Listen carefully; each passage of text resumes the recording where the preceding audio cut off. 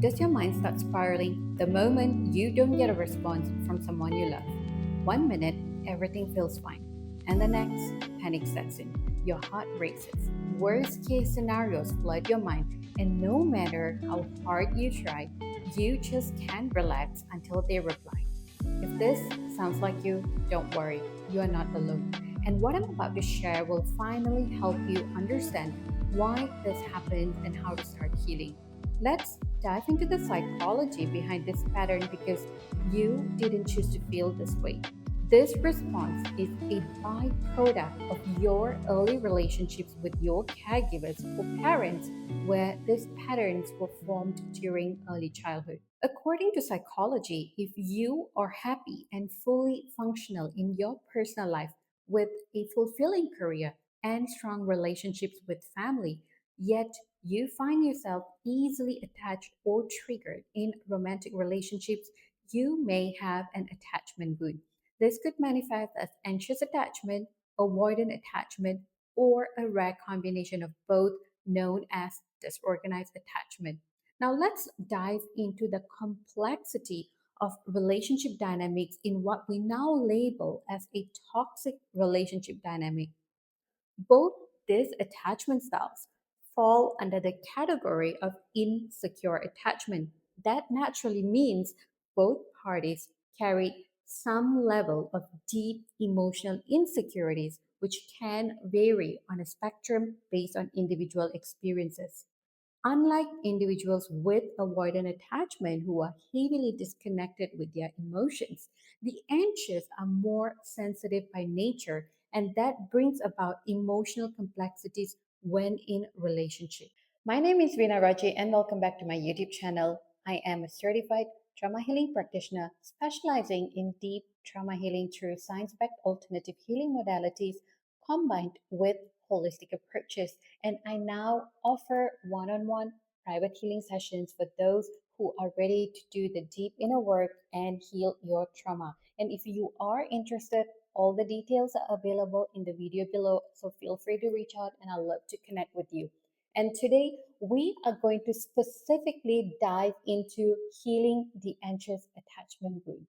Anxious people can come off clingy and needy, but with consistency and reassurance, they will be able to achieve a feeling of safety within their body. Now, for those who don't have nervous system regulation skills, they heavily rely on connections that offer them consistency through physical presence, communication, and quality time.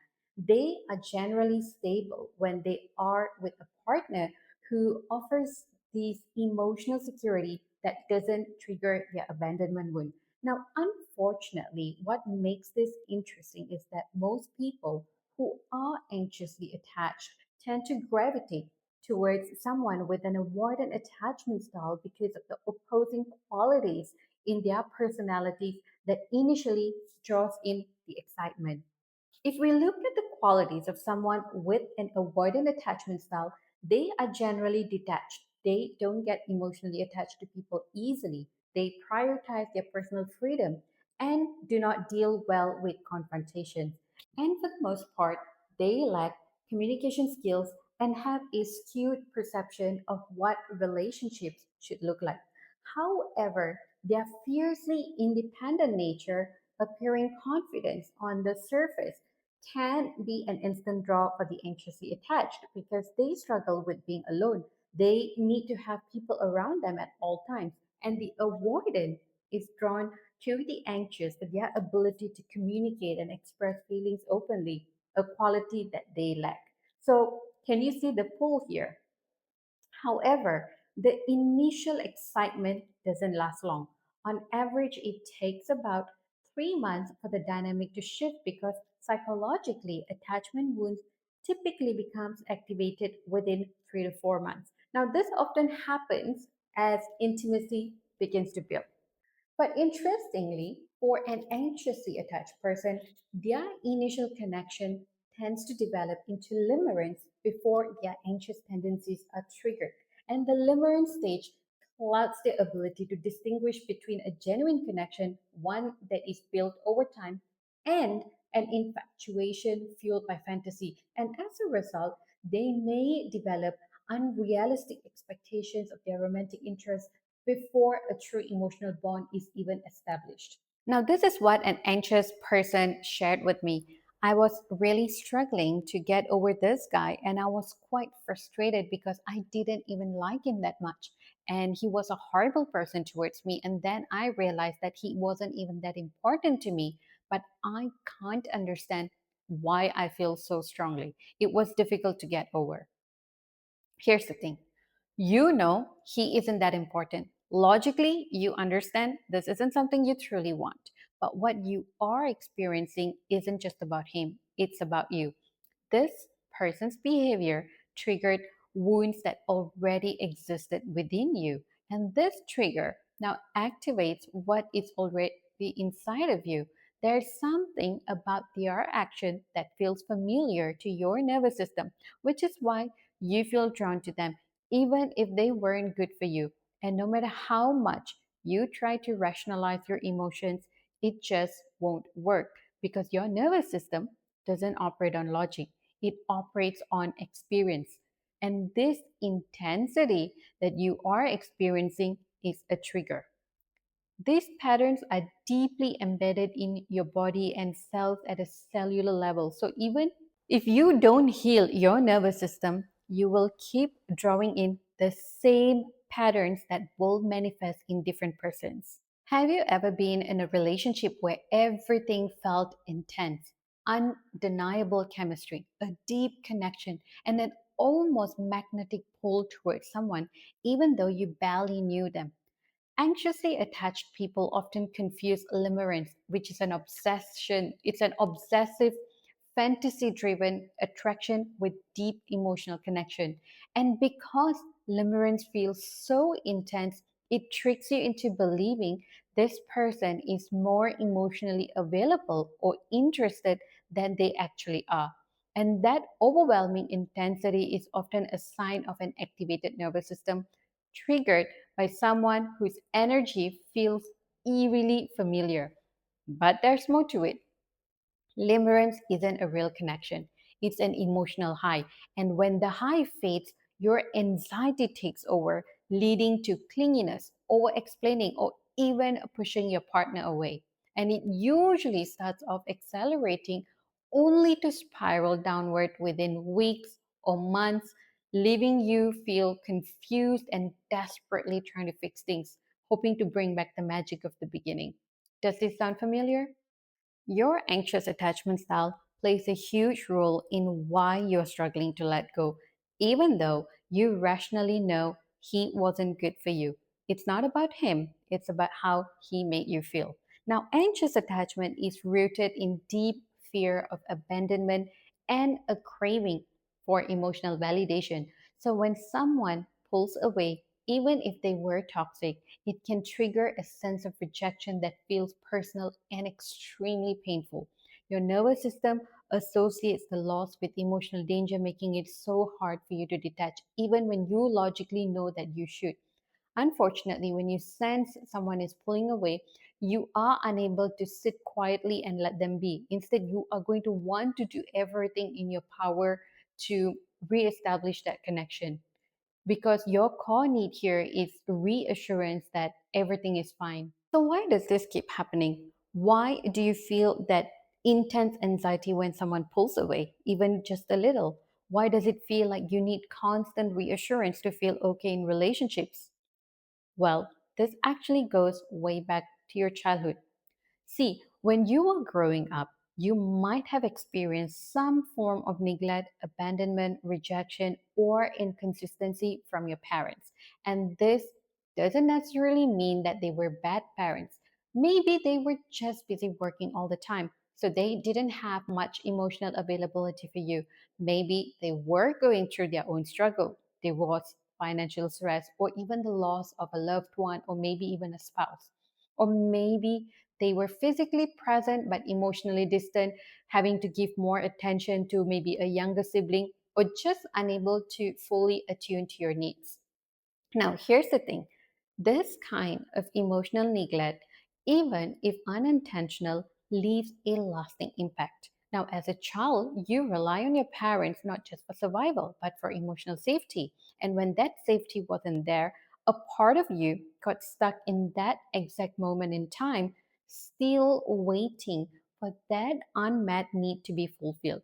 Fast forward to adulthood, and here's where it gets so tricky.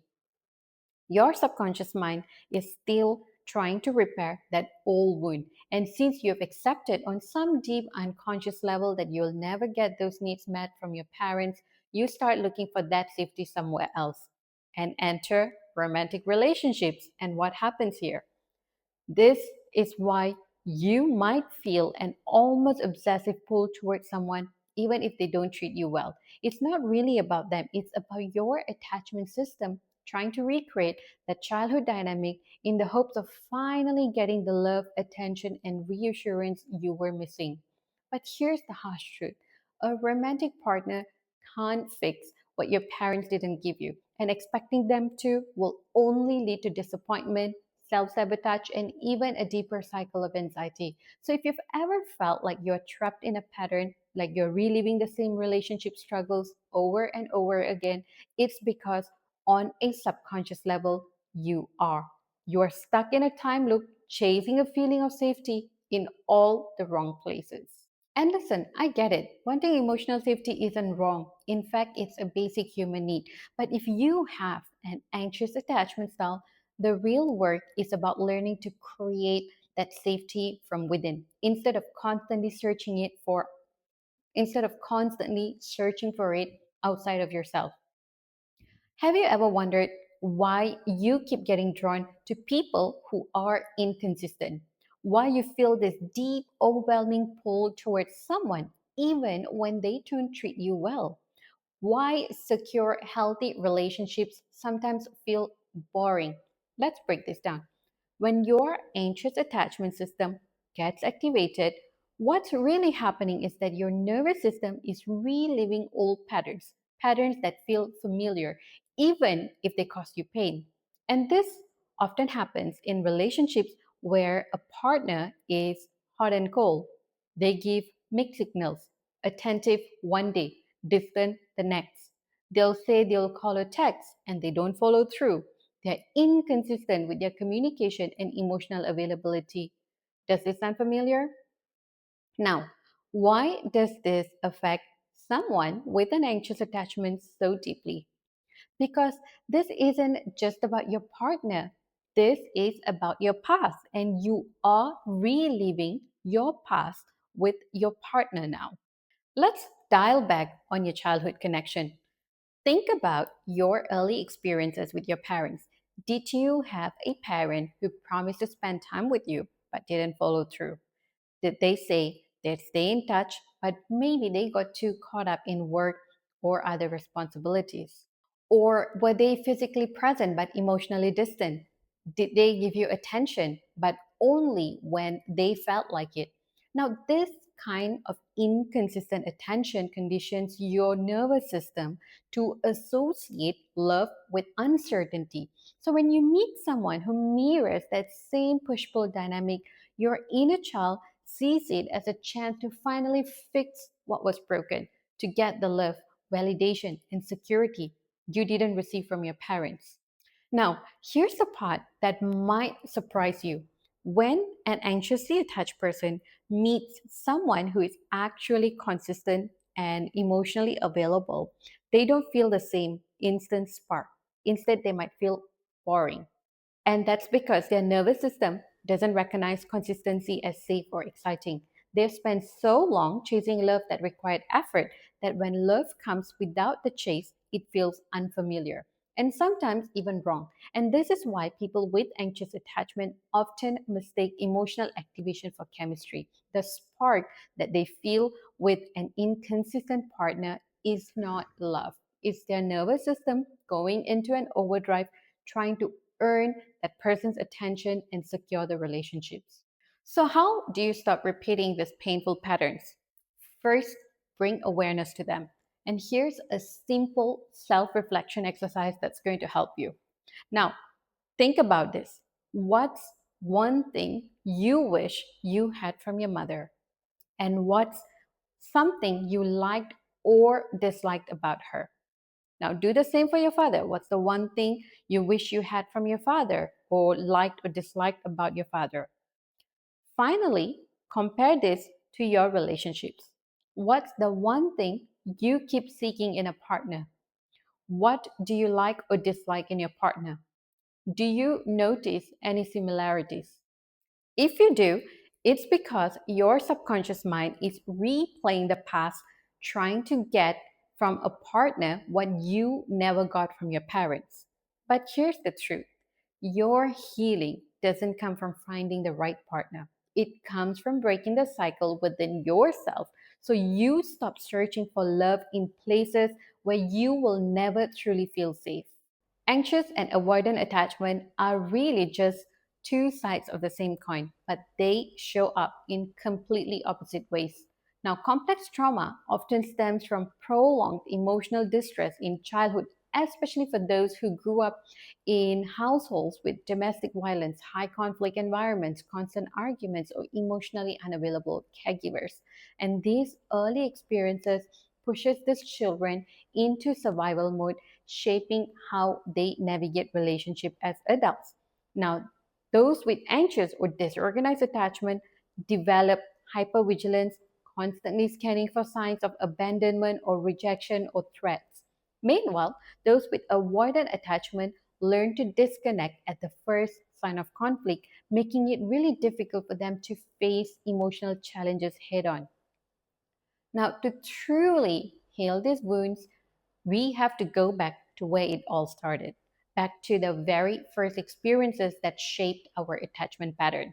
This means bringing both the mind and body into those early moments, allowing us to access the full sequence of past events. And once we get there, we can begin to unfreeze the body's stuck survival responses, processes memories, and gradually release the emotional charge that is stored in the body. And this is exactly what I do with my neurosomatic cellular release method, focusing on helping you safely process and release deep rooted trauma at a cellular level, so you no longer feel trapped in those old attachment patterns. If you are ready to dive deeper and begin your healing journey, feel free to connect with me. All information is available in this video description below. And in my next video, I'll be diving into avoidant attachment. So if this resonates with you, make sure to like, subscribe, and share to help more people find this information. And don't forget to turn on notifications so you don't miss my weekly videos. Thank you, and I will see you again next week.